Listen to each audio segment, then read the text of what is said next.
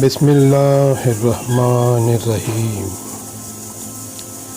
اسلام سے پہلے عورتوں کی زندگی کیسی تھی؟ اسلام سے پہلے عورتوں کا حال بہت خراب تھا۔ دنیا میں عورتوں کی کوئی عزت و قوت ہی نہیں تھی۔ مردوں کی نظر میں اس سے زیادہ عورتوں کی کوئی حیثیت ہی نہیں تھی کہ وہ مردوں کی نفسانی خواہش پوری کرنے کا ایک کھلونا تھی۔ عورت دن رات مردوں کو قسم قسم کی خدمت کرتی اور طرح طرح کے کاموں سے، یہاں تک کہ دوسروں کی محنت مزدوری کر کے جو کچھ کماتی تھی وہ بھی مردوں کو دے دیا کرتی تھی۔ مگر ظالم مرد پھر بھی ان عورتوں کی کوئی قدر نہیں کرتے تھے، بلکہ جانوروں کی طرح ان کو مارتے پیٹتے تھے۔ ذرا ذرا سی بات پر عورتوں کے کان، ناک، اعضاء کاٹ لیا کرتے تھے اور کبھی قتل بھی کر ڈالتے تھے۔ عرب کے لوگ لڑکیوں کو زندہ دفن کر دیا کرتے تھے اور باپ کے مرنے کے بعد اس کے لڑکے جس طرح باپ کی جائیداد اور سامان کے مالک ہو جایا کرتے تھے، اسی طرح اپنے باپ کی بیویوں کے مالک بن جایا کرتے تھے اور ان عورتوں کو زبردستی لونڈیاں بنا کر رکھ لیا جایا کرتے تھے۔ عورتوں کو ان ماں باپ، بھائی بہن یا شوہر کی وراثت میں سے کوئی حصہ نہیں ملتا تھا، نہ کوئی کسی چیز کی مالک ہوا کرتی تھی۔ عرب کے بعض قبیلوں میں یہ ظالمانہ دستور تھا کہ بیوہ ہو جانے کے بعد گھر سے باہر نکال کر ایک چھوٹے سے تنگ و تاریک جھوپڑے میں 1 سال تک قید میں رکھا جاتا تھا۔ وہ جھوپڑے سے باہر نہیں نکل سکتی تھی، نہ غسل کر سکتی تھی، نہ کپڑے بدل سکتی تھی۔ کھانا، پانی، اپنی ساری ضرورتیں اسی جھوپڑی میں پوری کرتی تھی۔ بہت سی عورتیں تو گھٹ گھٹ کر مر جاتی تھی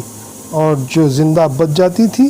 تو 1 سال کے بعد ان کے آنچل میں اونٹ کی مینگنیاں ڈال دی جاتی تھی اور ان کو مجبور کیا جاتا تھا کہ وہ کسی جانور کے بدن سے اپنے بدن کو رگڑے،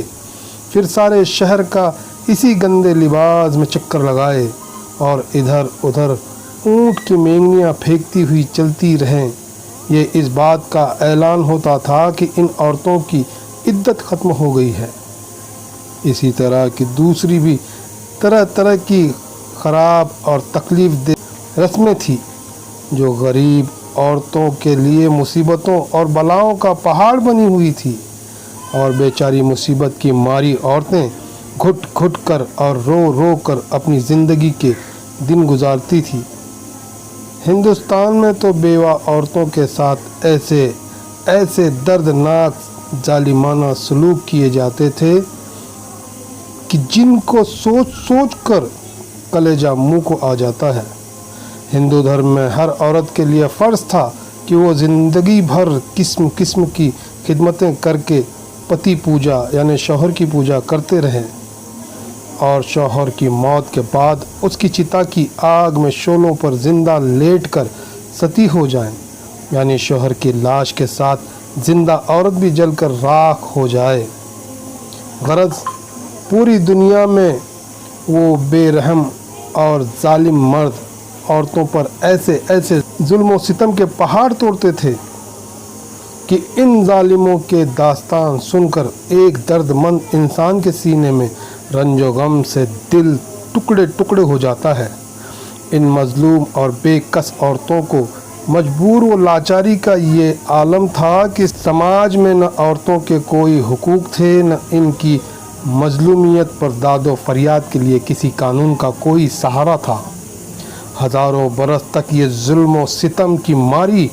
دکھیاری عورتیں اپنی اس بے کسی اور لاچاری پر روتی بلکتی اور آنسو بہاتی رہی،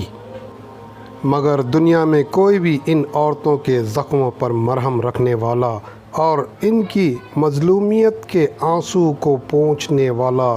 دور دور تک نظر نہیں آتا تھا۔ نہ دنیا میں کوئی بھی ان کے دکھ درد کی فریاد سننے والا تھا، نہ کسی کے دل میں ان عورتوں کے لیے بال برابر بھی رحم و کرم کا کوئی جذبہ تھا۔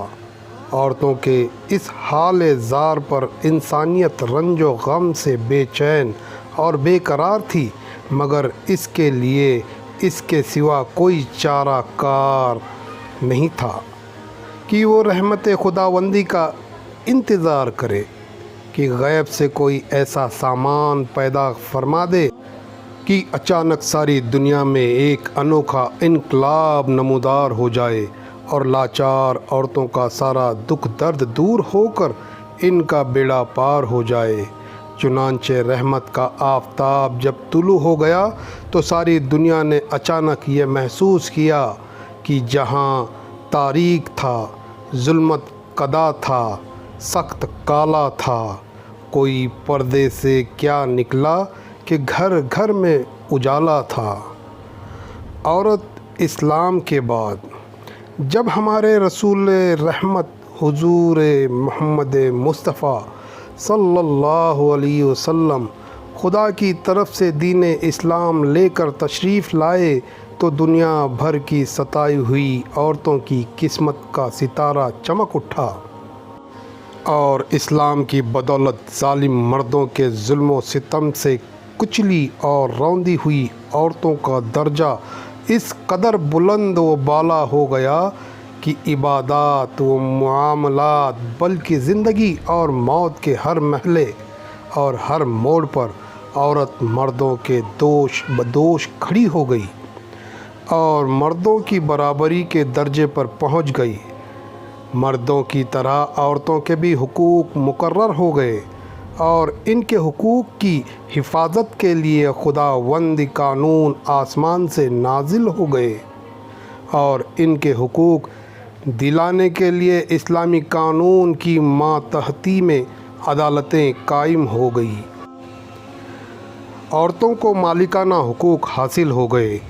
چنانچہ عورتیں اپنے مہر کی رقموں، اپنی تجارتوں، اپنی جائیدادوں کی مالک بن گئی اور اپنے ماں باپ، بھائی بہن، اولاد اور شوہر کی وراثتوں کی وارث قرار دی گئی۔ غرض وہ عورتیں جو مردوں کی جوتیوں سے زیادہ ذلیل و خوار اور انتہائی مجبور و لاچار تھی، وہ مردوں کے دلوں کا سکون اور ان کے گھروں کی ملکہ بن گئی۔ چنانچہ قرآن مجید سے صاف صاف لفظوں میں اعلان فرما دیا کہ اللہ نے تمہارے لیے تمہاری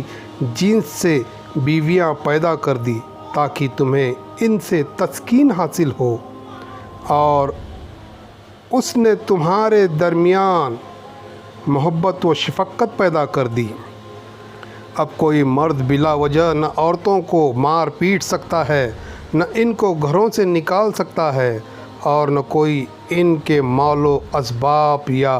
جائیدادوں کو چھین سکتا ہے، بلکہ ہر مرد مذہبی طور پر عورتوں کے حقوق ادا کرنے پر مجبور ہے۔ چنانچہ خداوند